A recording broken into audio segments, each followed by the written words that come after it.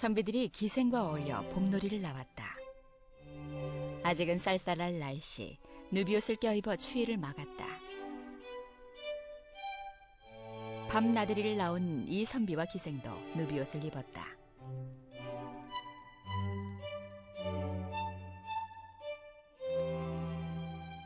조선 후기의 생활상을 그린 풍속화에 심심찮게 등장한 누비는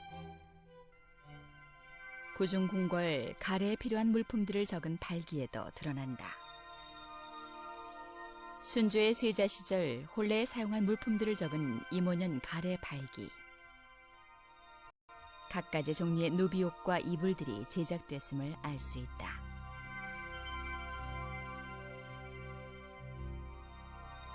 이처럼 누비는 여러 문서에 기록이 남아있을 뿐 아니라 종류 또한 다양했다. 그만큼 다양한 계층의 사람들에게서 사랑을 받았다는 뜻이다.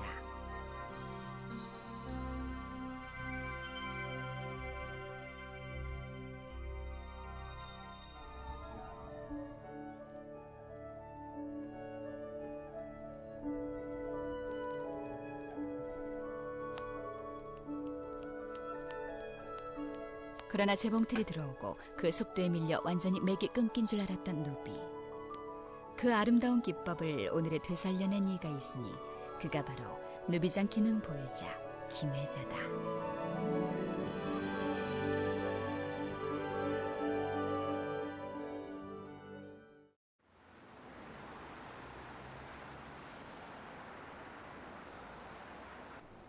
가을이 무르익던 10월의 종로구.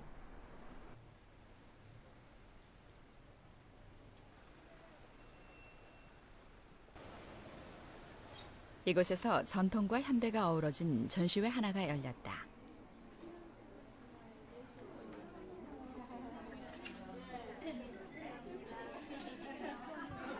유독 여자 관람객들의 관심을 받고 있는 전시 작품들. 만져보고 쓰다듬어보고 있는 작품들은 모두 누비 기법으로 만들어진 것들이다. 30년 세월을 오직 실과 바늘에 의지해 살아온 김혜자 선생의 작품 전시회인 것이다. 이것은 이제 유물 114호 민속자료 114호인데 요 제도 하나 가지고 제가 아주 한 30가지 이상의 그 패턴을 바꿔봤어요. 그럼 이거를 이렇게 크게 해가지고 이렇게 할 수도 있고 이걸 아주 길게 할 수도 있고 현대화된 디자인이에요. 이게 세계 패션 디자인들이 요 제도를 보고 아주 까무러친다. 양쪽에 쪽물을 돼가지고 또 중간에 돼가지고 이렇게 만들어진 이런 제도는 크게 없다 그러거든요. 그리고 요거는 양장이지만은 한복의 흐름을 이용해가지고 사선으로 해서 이렇게 그냥 한복도 아니고 양장도 아닌 개량된 폼입니다.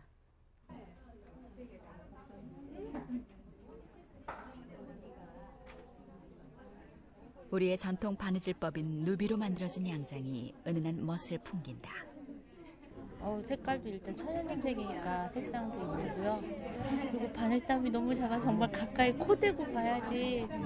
너무 섬세한 작업이라서 이제 다 이렇게 보면은 저걸 어떻게 다 손으로 만들었을까. 그냥 한 벌을 만드는 것도 감탄스러운데 그래도 누빔으로 해갖고 또 만들었다는 게 더 감탄스러워요. 우리가 의상을 갖고 전시를 한다는 것이 그렇게 쉽지는 않습니다. 어떤 미술품처럼 도자기나 그림이나 이런 거하고는 또 조금 다르고 있는 것이기 때문에 되게 우리가 패션 쪽은 쇼를 하게 되지 이렇게 옷을 딱 걸어놨을 때에 과연 사람들이 봐가 이 옷에 대한 작품성이 있다고 생각할 수는 없거든요. 그러나 누빔만큼은 그렇지가 않습니다. 아무리 부족한 옷이라도 공들여서 만든 것이기 때문에 가속으로 느낄 수 있고 또 작품성도 그만큼 뛰어난 것도 있습니다. 밤하늘에서 내려오는 달빛을 바느질로 담아두면 이런 모양이 될까.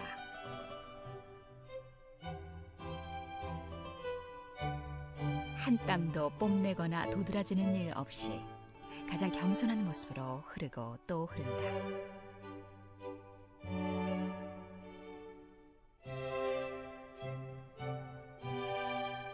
화려하지 않아 더 아름답고 뽐내지 않아서 더 눈길이 간다. 봄질이라는 단순하디 단순한 바느질. 그것을 엮고 또 엮어 세상에 둘도 없는 아름다움을 창조해낸 것. 그것이 바로 우리의 전통 손누비인 것이다.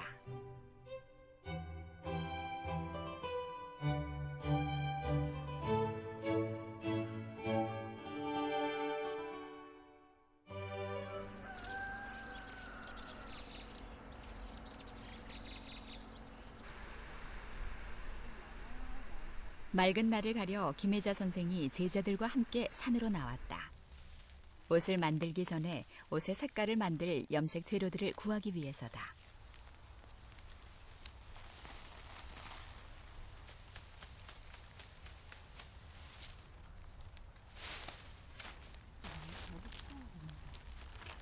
우리가 백이민족이라 하지만은 우리나라 전통 그 유물들을 보면 아주 원색, 오방색을 내서 옷을 해 입었기 때문에 아주 순수한 국민성을 가지고 있는 우리나라 민족성을 이런 자연에서 채취해서 했거든요. 그래서 오늘은 노란 염색을 하기 위해서 애기 똥풀을 하러 나왔습니다. 이런 데 재미있죠. 일명 한방학상에서는 이게 담초라고 써집니다. 담초. 예, 담초. 이런데 전부가 다 이게 노란 색소가 들어있어요. 그리고 이 뿌리에도 이렇게 따게 보면 색소가 들어있어요.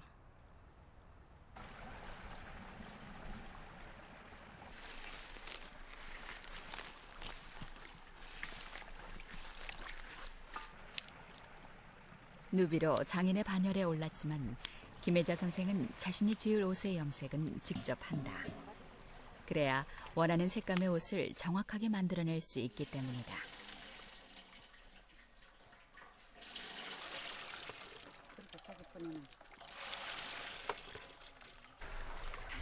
하얀색의 명주천을 애기 똥풀 삶은 물에 담근다. 이쁘게 나오네. 노란색 저고리감을 만들기 위해서다. 온도는 40도에서 50도, 60도까지. 그럼 80도, 90도 올라가면 원단들이 많이 상하거든요. 그래서 이제 그런 온도 조절을 해가면서 시간은 30분 이상, 최소한 30분이고 보통 1시간 정도를 저희들은 염색의 시간으로 잡습니다. 애기 똥풀물에 담그고 헹구기를 여러 번. 그 횟수에 따라 노란색의 짙기가 달라진다.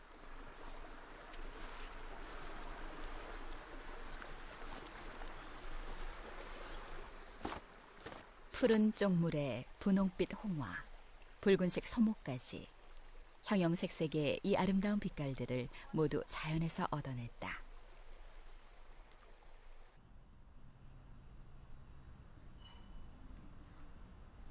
누비는 한때 맥이 끊어져 그 기법을 소상히 기억하는 이가 없었다. 그 때문에 김혜자 선생은 박물관 유물들을 재현해내면서 누비 기법을 익혔는데 유물과 똑같은 옷을 만들려고 하다 보니 자연스레 천연 염색까지 공부하게 된 것이다. 옛날 유물들을 보면서 천연 염색을 하게 되었는데 역시 해보니까 그 반지를 하면서 공해가 없어요. 화공 염색 같은 거는 다림질을 하면은 굉장히 눈이 맵고 아주 목도 새하고 손도 따개지고 여러 가지 이제 불편한 점이 있는데 천연 염색을 다루고 나서는 그 향기롭고 손이 아픈 것도 없고 눈도 매운 것도 없고 그러면서도 또 너무나 아름답고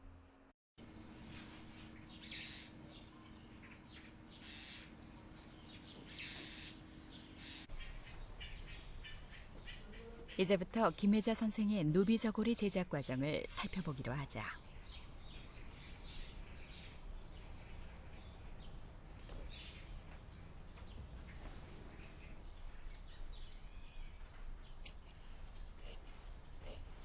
애기 똥풀로 염색한 노란색 명주를 저고리감으로 마련했다.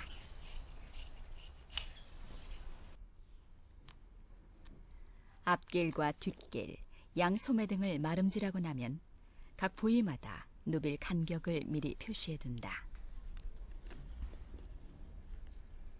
누비를 이제 아주 정교하게 한 게 있는가 하면 아주 넓게 한 게 있어가지고 간격을 표시하는 말로 새누비, 중누비, 드문 누비 이렇게 표현하기도 했고 제가 지금 한 것은 중누비입니다.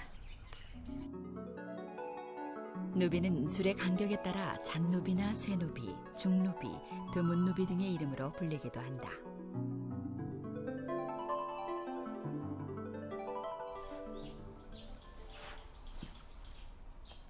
누비 간격을 정하고 나면 누비 바느질을 이어갈 부분을 올을 튀겨서 표시를 해둔다. 과거 시대에 그 누비가 굉장히 성황을 이뤘을 때 그 방법 중에 평직은 올을 튀겨서 했는데 그 올 튀기는 방법이 묻혀버려가지고 과연 어떻게 이렇게 정교하게 했을까라는 의문만 남기고 오다가 그렇게 올 튀기는 거가 이제 그 터득되고 나서는 모든 유물을 어렵지 않게 다 할 수 있으신 거예요. 정말 쉽게. 누비 바느질을 할 부분의 올을 한번 살짝 잡아당겼다가 다시 밀어 넣어둔다. 그러면 약하게 줄이 표시가 되는데 이 줄을 따라 바느질을 하면 흐트러지지 않고 곱게 누빌 수가 있다.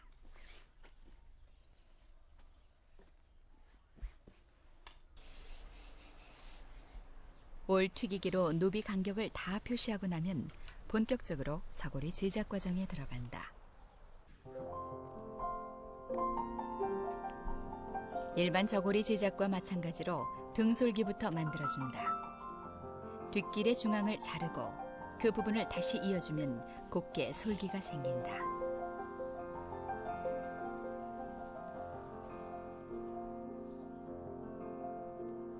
등솔기를 만들어주고 나면 양소매를 몸판과 이어준다.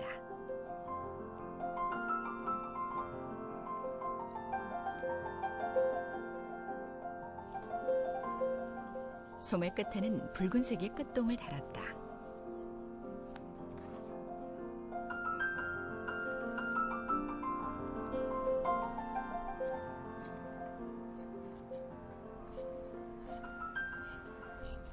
이 보통 신경 써야 될 부분들이 아니에요. 이 일들이.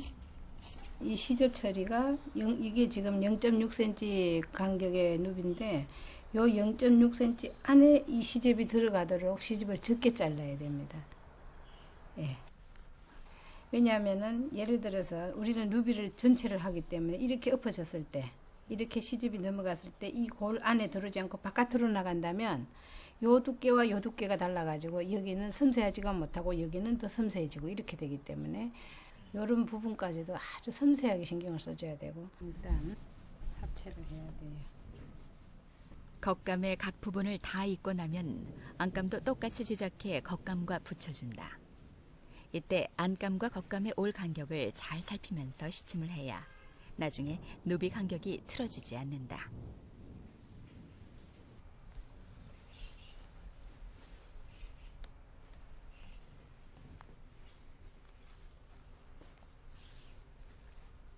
안감과 겉감을 붙이는데 이 시침을 하지 않으면 일단 앞뒤가 틀려가지고 누비가 제대로 되지 않고요. 올 하나가 틀어져도 틀어지는 방법은 다 보이니까 저희들이 그러는 이제 섬세성 때문에 반복 작업을 계속 하게 됩니다.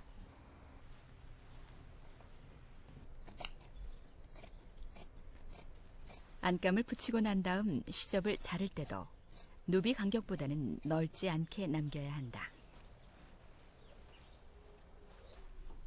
안감과 겉감까지 입고 나면 솜을 놓을 준비를 한다. 이게 우리나라 목화솜입니다. 그 목화솜은 왜 좋은가 하면 아무리 오래 써도 이게 변질이 없습니다. 상당히 그 보존성도 좋고 또 인체에도 좋고. 누비는 대개 보온을 목적으로 입는 경우가 많았다. 때문에 속에 솜을 두는 경우가 많았는데 누비 간격이 좁을 때는 솜을 얇게 두고 솜을 조금 두툼하게 넣어 입고 싶을 때는 누비 간격을 넓게 했다. 사람들이 두꺼우면은 그게 따뜻하다고 생각하는데 사실상 그 보온성도 떨어지고 실용성도 떨어지는 겁니다. 그래서 저희들이 옛날 유물을 봐보니까 그 추운 그 옛날에 얼마나 추웠겠습니까, 그죠? 그런데도 불구하고 아무리 그 넓은 누비라도 솜의 두께는 일정했어요. 솜을 넣고 나면 시접 부분의 솜을 정리하는데 이때 남은 솜은 가위로 잘라내지 말고 손으로 뜯어내는 것이 좋다. 우리가 가위로 쑥쑥 잘라도 되겠지만 그렇게 하면 시접이 두꺼워가지고 잘라내면 안 되고 또 솜이 빠질 염려가 있어가지고 이렇게 넘깁니다. 빠지지 않게끔. 여기는 그런 대로 들어가 있네. 그래도 이렇게 이게 무너지면 안 된다고요. 안감과 겉감 사이에 솜을 넣고 나면 뒤집어서 가장자리부터 시침해 솜을 고정한다.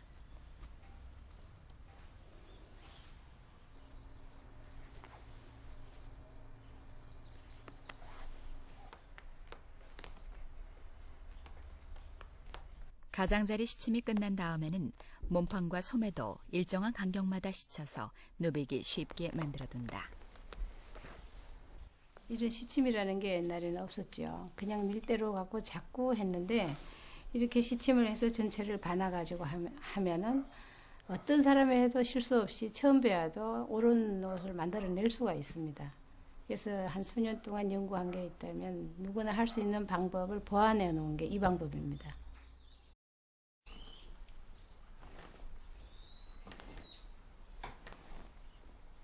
누비를 할 때는 저고리와 같은 소재, 매겨서. 같은 색의 실을 쓰는 것이 일반적이다.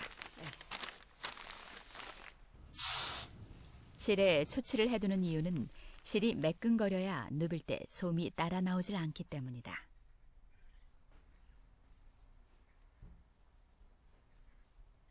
시침실은 눈에 잘 띄는 색의 대드론사가 좋다. 이제 본격적으로 누비에 대한 이제 그 작업으로 들어가야 됩니다. 그 옛날에는 이런 밀대로 가지고 누비를 했어요. 밀대 가지고. 여기서는 이제 이렇게 잡고 한 겁니다. 이렇게.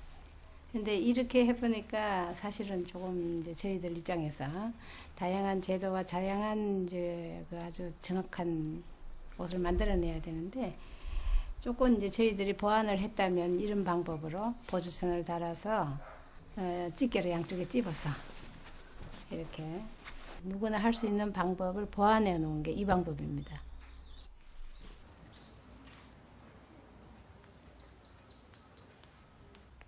한 번, 두 번,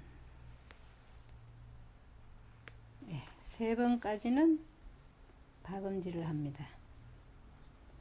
근데 온박음질은 아니고 반박음질로 세 번을 해서 그 다음부터 홈질로 나가게 됩니다. 자, 여기서 중요한 게 처음 초창기에는 이것을 한 땀씩만 했어요. 이렇게. 그럼 한 땀씩 하면은 이 점이 정확하게 할 수 있고 한 땀하고 숨 한 번 쉬고 자기 마음 한 번 챙기고 이렇게 몇 년을 보내다 보니까 비능률적이라 현실하고는 너무 안 맞아가지고 타업을 한 게 한 번에 여러 땀을 거는 것을 연구하게 됩니다.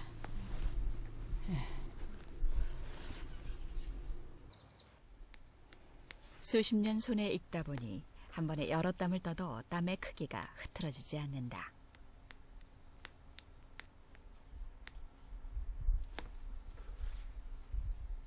자, 마무리 작업하는 것도 중요합니다. 어느 정도의 마지막 처리에는 뒷땀을 다시 반박음질을 3번을 해줘야만 세탁 후에도 실이 풀어지지 않습니다.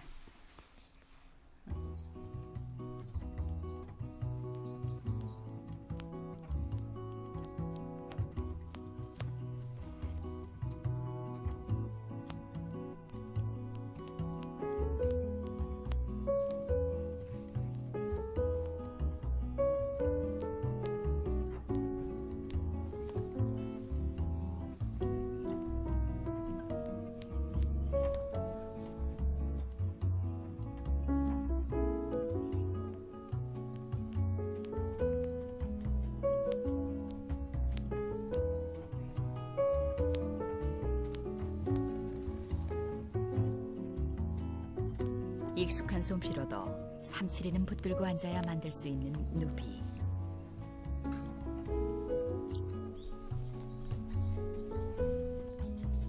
정성을 다하되 정성을 다하겠다는 마음까지 비울 때에야 욕심 없이 순하게 흐르는 누비의 아름다움을 만들어낼 수가 있는 것이다.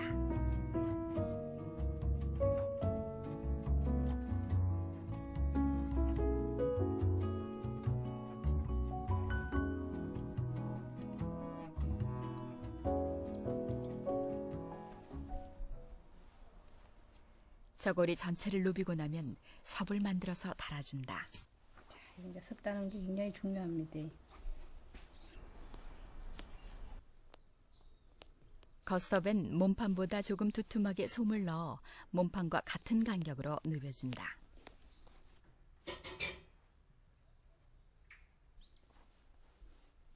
안섭은 약간 사선으로 달아서 누벼준다. 자, 이제 거스톱을 달고 안섭을 달았습니다. 그죠? 되죠? 반대로 여기 도련은 시대의 유행이나 제작자의 의도에 따라 곡선을 많이 넣어주기도 하고 편편하게 만들어주기도 한다. 특히 앞도련은 가슴 아래쪽을 조금 여유 있는 길이로 만들어야 입었을 때 가슴 부분이 들리지 않는다. 처음에서 끝까지 어느 한 부분도 중요하지 않은 부분이 없습니다. 시침하는 거라든가 뭐 아주 아무것도 아니다 싶은 부분인도 다 그 공을 들여야만이 되는 옷이 제대로 나오기 때문에 어느 부분이 특히 중요하다고 하기에는 좀 그렇고, 이제 옷을 해보면은 늘 어려운 그 문제가 항상 새로운 게 도련하고 깃달 때는 역시 새롭습니다. 늘 처음 하는 것 같이 어렵습니다.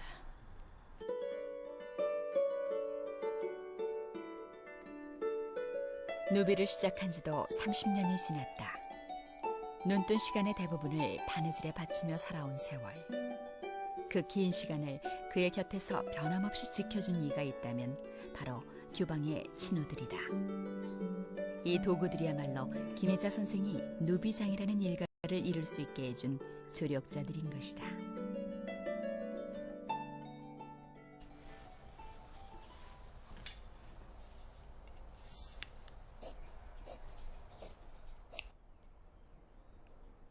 깃을 달 때는 저고리보다 약간 여유를 두어야 나중에 누비더라도 울지 않는다. 이렇게 주름을 잡는 거예요. 응? 이샤를 좀 매겼죠, 그죠?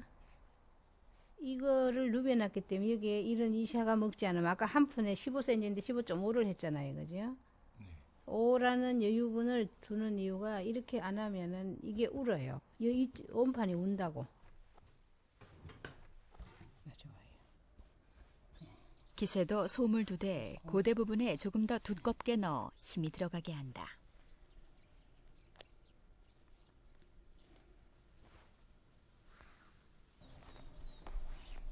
깃을 완전히 고정시키고 나면 시침질을 한 다음 정교하게 누빈다. 말 그대로 뭐 거리를 누비고 다닌다, 아니면 세상을 누빈다. 그럼 누빈다는 말을 그대로 누비라고 한 거예요. 그리고 우리가 바느질이기 때문에 침선 뭐 아니면 서양에서 말하는 손바느질 이렇게 표현을 했어도 될 건데, 홈질을 하는 걸 놓고 전체를 누볐다. 그 누빈다는 의미는 정말 심오한 철학이 담겨 있다고 저는 봅니다.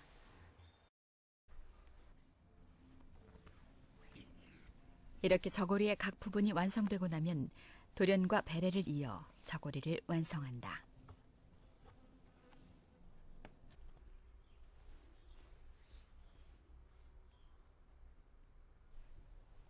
두 번의 그 바느질을 하게 되는데요. 처음에는 거천끼리, 안감이 아니고 겉면 쪽을 감침질로 마무리를 하게 됩니다. 예. 거천과 거천을 이어붙이고 나면 안감과 안감끼리 맞대어 숨뜨기를 한다. 살짝씩 떠주면은 전혀 이게 감치는가 포가 안 나요. 숨뜨기를 해주기 때문에. 이렇게 숨뜨기를 해놓으면 저고리 안쪽 솔기까지도 시접없이 깨끗하게 정리할 수 있다. 뒤집어서 겉쪽을 확인해도 이은선 표시 없이 깨끗하게 정리된 것을 볼 수 있다. 마지막으로 고름을 누벼서 달면 누비 저고리는 완성된다.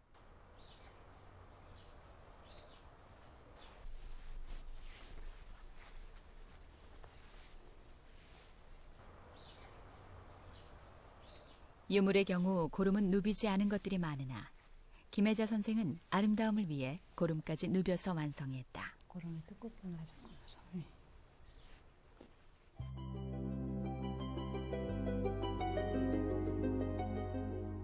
긴 시간을 들여 완성한 누비 저고리 한 점. 기계 누비에서는 결코 볼 수 없는 품격과 함께 과학적 비밀이 여기에 숨어 있다. 실이 떠서 이렇게 건너가는 거고 미싱은 앞뒤가 맞물려 갑니다.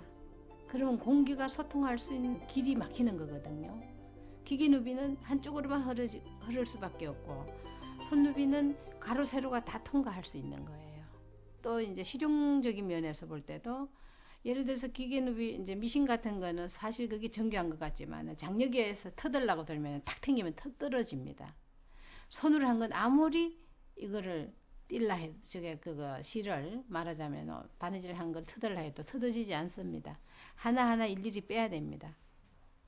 그만큼 견고하다고 할 수 있고요. 그 다음에 또 미적인 감각으로 볼 때는 자연스럽기 때문에 너무나 아름답죠.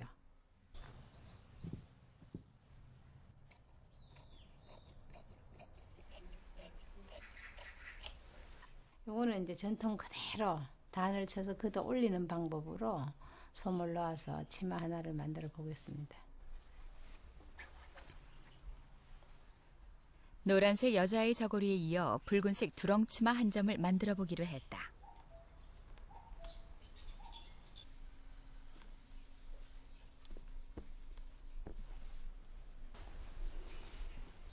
어린아이 치마이므로 5폭으로 나누어 재단했고 그 폭에 맞춰 솜을 얇게 두기로 했다. 꾸겨졌지만 다시 다 해서 한번 다림질을 하면 되니까 정확해야 되는 부분이 있어요. 밑에 단 부분이 정확해야 되기 때문에 위에는 줄은 잡아서 잘라내면 되고 밑에는 저게 걷어쳐서 올려야 되기 때문에 아무래도 밑부분이 정확한 것이 좋기 때문에 먼저 아래 단 부분을 맞추고 그 다음에 폭폭이 솔기를 맞춰서 전체를 다시 또 누빌 수 있도록 이렇게 나누어 줍니다. 치마는 아래쪽이 넓고 위쪽이 좁다. 그 때문에 누비의 간격이나 방향도 거기에 맞게 조절해야 한다.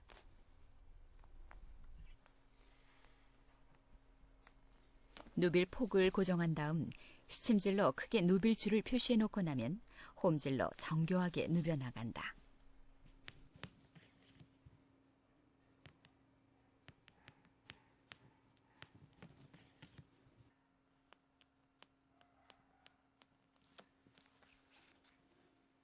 아주 정교한 거 0.3cm, 3mm죠.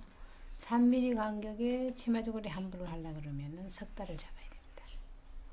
그러니까 이걸 이제 옷이라 하는 생각을 떠나야 됩니다, 사실은. 역시 해보니까 그 무심한 경계가 너무 좋아서 똑같은 행위를 아무 생각 없이 그렇게 편안하게 이어질 수 있다는 게 좋아가지고 하다 보니까 여기까지 오게 된 거죠.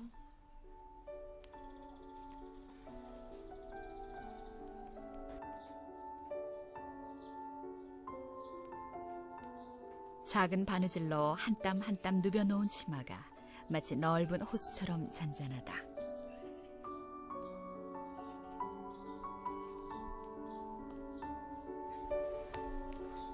한 점을 만드는데 석 달간의 공을 들여야 하는 옷. 호수의 잔물결만큼이나 많은 바늘땀을 수놓아야 완성되는 옷. 그래서 누비 치마를 입는 건 옷을 입는 것이 아니라 차라리 기도를 입는 것이라고 표현하는 것이 더 어울릴지도 모른다.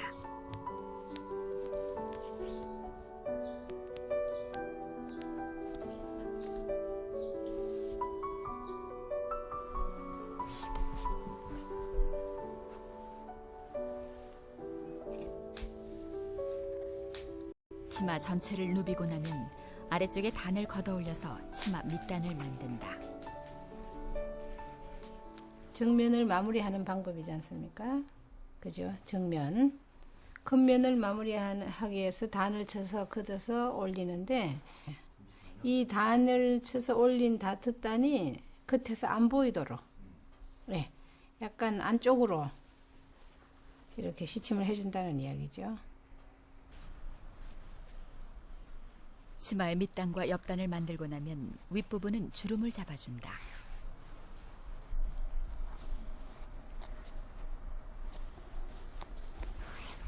안으로 들어가는 부분은 주름을 좀 덜 잡고 겉으로 나오는 부분은 2개를 더 잡았습니다. 주름을.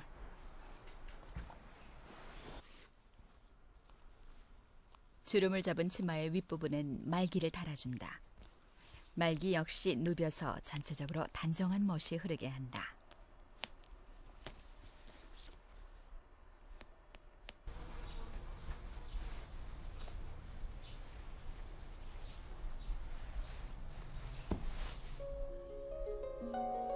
말기에 끈을 달아 전체를 둘러 입을 수 있게 하는 것으로 치마는 완성된다.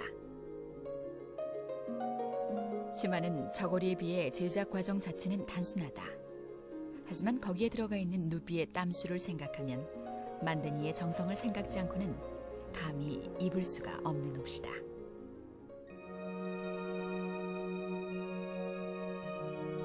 옷 한 점을 만들기 위해 몇 달을 쏟아부어야 하는 공력. 그래서인지 누비 치마는 유물도 아주 드물며 19세기 이후에는 기록에도 언급이 된 적이 없다. 그러나 거기에 깃든 공만큼은 되살려내고 싶었던 김혜자 선생. 그는 공들이는 마음을 담아 누비 치마를 만들고 있다.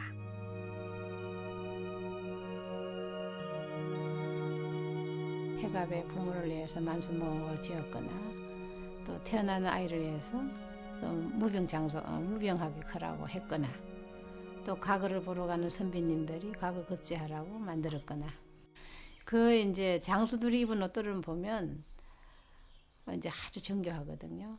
그래서 이제 그 총알 바지를 지나가더라도 총알이 피해갈 수 있다는 마음으로 군에 가는 아들한테 입힐 때는 혼자 지은 것도 아니고 그것도 동네 다니면서 천땀에 만땀에 땀을 얻어서 우리 아이를 위해서 공들여 주십시오. 그 마음을 가지고 그렇게 모아서 옷을 입어서 입혀보내면 절대 죽지 않는다는 총알을 피해갔을 땐 그런 그 믿음이 있었다는 이야기예요. 이게 공의 산물이지 이게 입으려고 한 옷이라기보다는.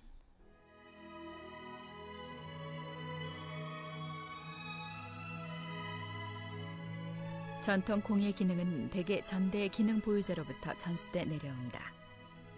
그러나 누비의 경우 한때 맥이 끊어졌다가 김혜자 선생에 의해 다시 되살아난 것이다.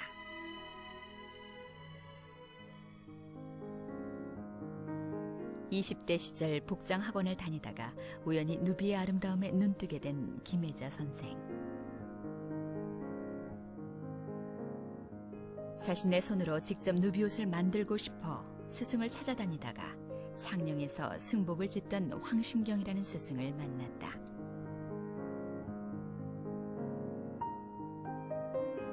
그에게서 손누비의 기초를 배운 김혜자 선생은 직접 박물관을 찾아다니고 유물을 연구하면서 미처 이어져 오지 않던 누비 기법들을 익혔다. 정확한 스승을 찾지 못한 그에게 박물관에 있는 유물들이 진정한 스승이 돼준 것이다.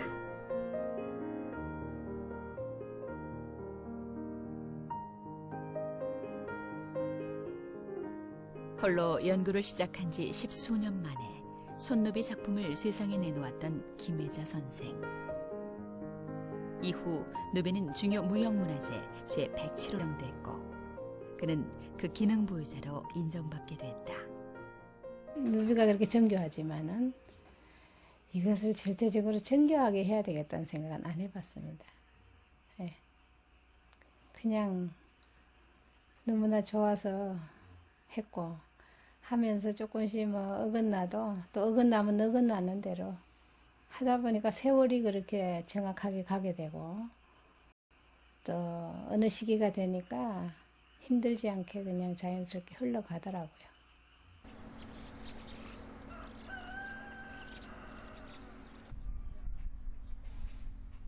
누비장 기능 보유자로 지정된 후 김혜자 선생은 경주시 탑동에 공방을 열었다.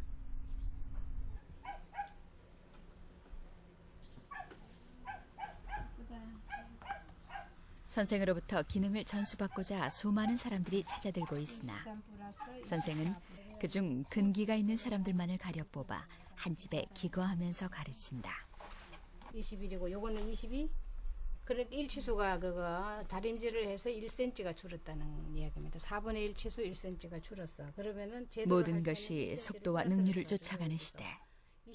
그러나 사람들은 속도에 잊혀져 가던 정성과 아름다움의 가치를 깨닫기 시작한 모양이다. 자, 어깨부터 시작해가지고 김혜자의 누비 펼치고 공방은 내려놔야 됩니다. 그 아름다움을 배우고자 하는 사람들로 가득 차 있다.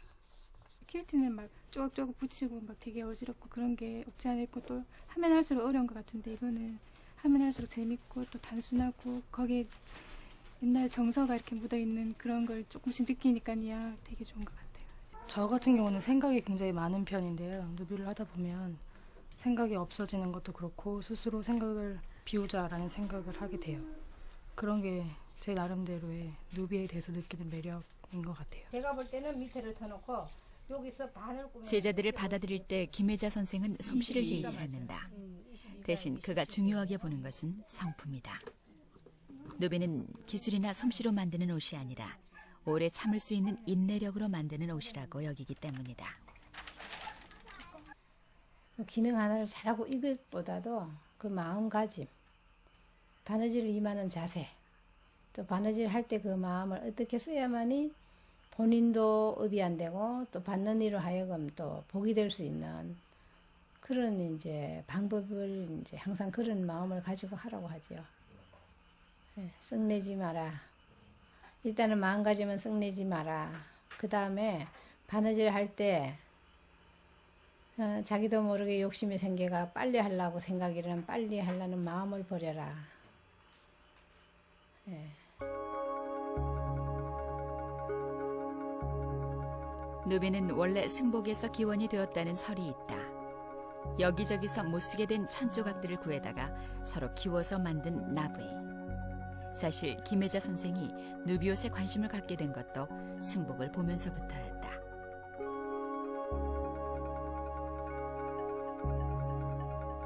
승복의 검소한 아름다움에 눈뜨면서부터 시작된 누비에 대한 관심은 점점 더 폭을 넓혀갔다.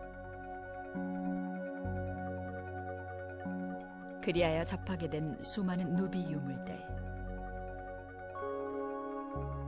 그 중에는 명주 중치막 같은 화려한 누비옷이 있는가 하면 무명으로 만든 배자같이 담백한 옷도 있었다.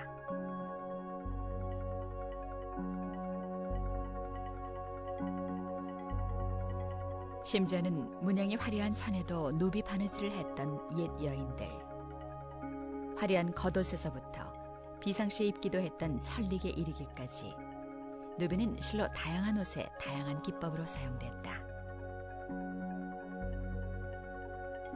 이 모든 옷을 한 점 한 점 자신의 손으로 되살려 놓고 싶어하는 김혜자 선생. 그는 틈만 나면 유물 재현 작업에 몰두하곤 한다.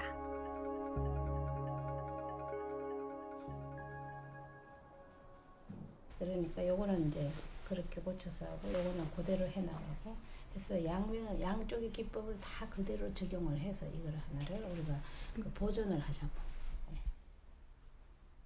김혜자 선생이 이번에 만들 옷은 조선 말기의 것으로 추정되는 유물의 재현 작품이다.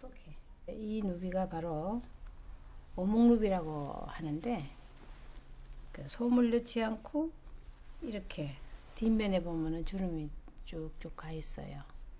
그죠? 이렇게 헛떡 보기에는 기계누비 같죠. 저도 처음 유물을 접하면서 깜짝 놀란 게 어떻게 손누비가 저렇게 나올 수 있나 하고 굉장한 그 의문을 가졌는데 실제 누비 뒷면을 보니까 이렇게 줄이 있더라고요. 그래서 다시 보니까는 상식적으로 이렇게 겉에서 볼 때 볼록볼록하기 때문에 솜이 들어가 있다고 분명히 생각했던 것이 그건 전혀 아니고 솜을 전혀 넣지 않고 천과 천만 누벼서 다리미로 꺾은 유물들이 들어 있습니다. 오목누비에는 솜이 아주 얇게 들어가 있거나 솜이 아예 들어가 있지 않은데 이 유물 재현 작품은 솜이 아예 들어가지 않은 상태에서 만들어진다. 솜이 안 들어갔을 때는 굉장히 이렇게 땀수가 곱게 되는 건 재미가 있는데 솜에 안 들어가는 만큼 또 민감한 부분이 있어요. 그래서 천과 천만 누비는 이 작업이 누비는 그 어떤 그 테크닉 말하자면 기술적인 면에서는 익지 않으면 이게 또 힘듭니다.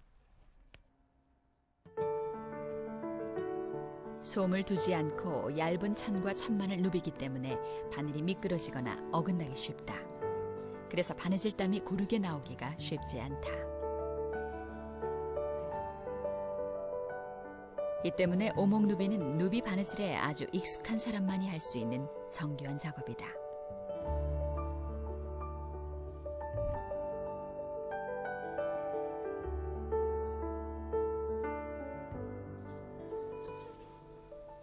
일정한 간격으로 옷을 다 누비고 나면 그 누빈 선마다 풀칠을 해서 다림질로 일일이 꺾어준다.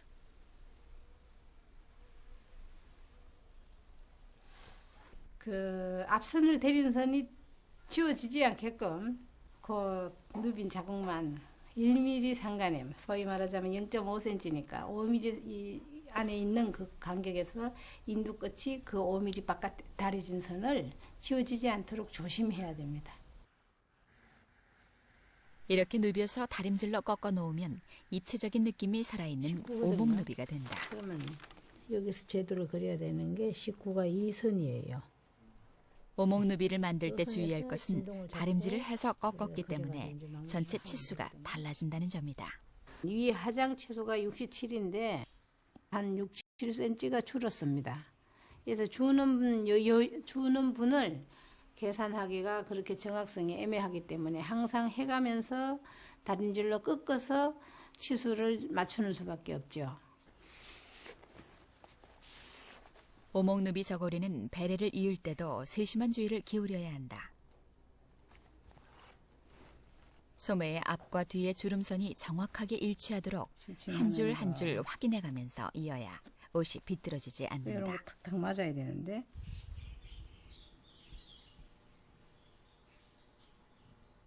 시침을 할 때부터 배래의 주름을 잘 맞추어 두면 박음질을 하기가 한결 수월해진다. 이렇게 가다 보면은 이렇게 딱딱 맞아야 되잖아요. 한쪽은 늘어나고 한쪽은 좁아지는 거예요. 이거를 반드시 줄을 정확하게 앞뒤 줄을 탁탁 맞춰야 되는 거예요.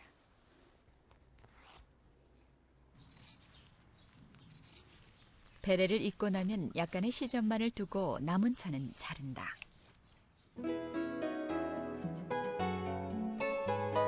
거감의 시접을 안쪽으로 넘긴 다음 모두 싸서 한쪽으로 넘겼다. 그런 다음 시접이 접힌 끝을 감침질로 고정시킨다.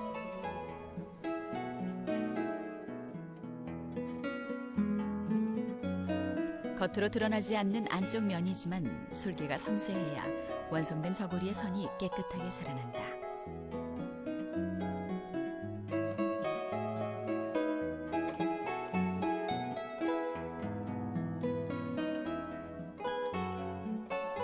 기본적으로 누비라는 작업 자체가 엄청난 시간과 공을 필요로 하거니와 그 중에서도 오목누비를 만드는 과정은 감히 옷 한 벌을 짓는 과정이라고 말하기 어려울 정도의 정성이 들어간다.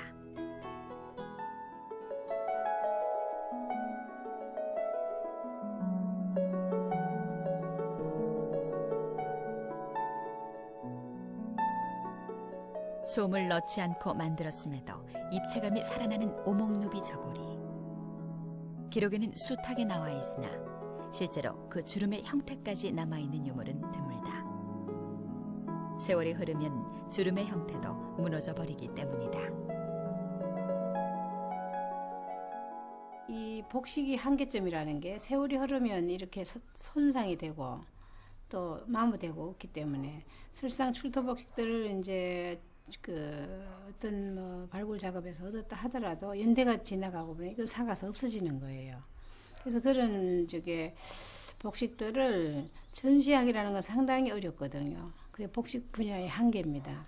그래서 앞으로 저희들이 할 수만 있다면 그런 수장고에 있는 좋은 유물들을 다 재현을 해서 후세 사람들한테 그것을 보여줘야 되니까 막 그렇게 그거 해야 되는 게 지금 저희들의 의무입니다. 당연히 해야 되고요.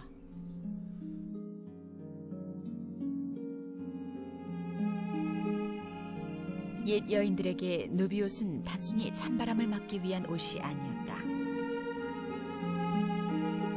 옷을 입은 이가 무병장수하기를 바라는 마음, 갑자기 닥치는 애군도 피해가기를 바라는 마음. 좁은 방 안에 앉은 여인은 넓은 면적의 옷을 한 땀 한 땀 누비면서 그 간절한 마음을 바늘 끝에 실어 날을 보내고 달을 보낸 것이다. 입는 일을 위해서 한 벌 옷에도 온 정성을 다할 줄 알았던 옛 여인들. 그 간절한 마음이 있어 실과 바늘 그리고 밀대라는 작은 도구를 이용해 세상 어떤 옷보다도 아름답고 견고하며 오래도록 따뜻하게 입을 수 있는 누비옷이 만들어졌던 것이다.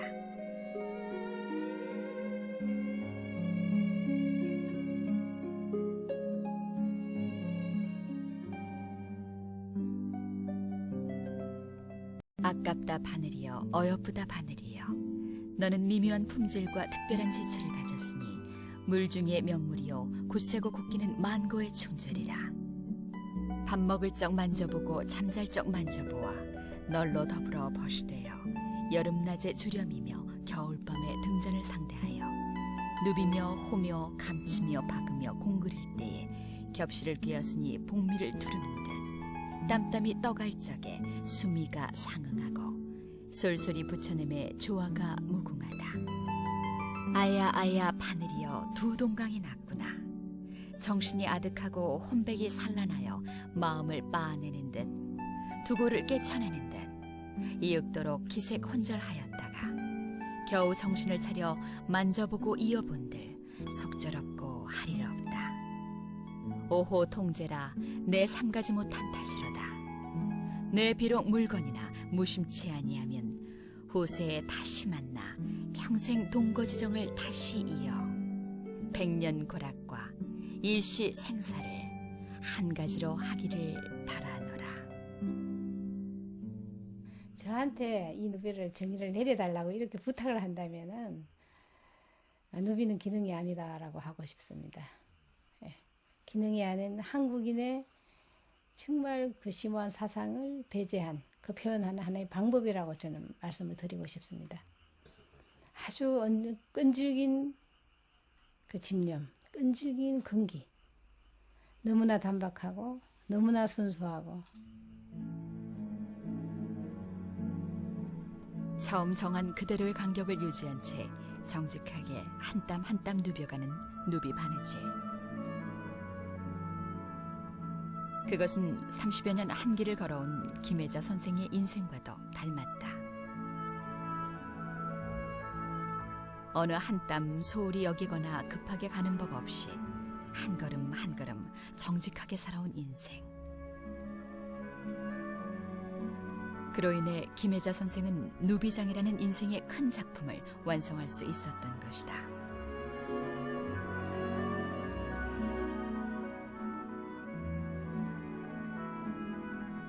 한 점 흐트러짐 없는 고요한 숨결 같은 옷. 우리의 손누비가 세상을 향해 고운 숨을 내뱉는다.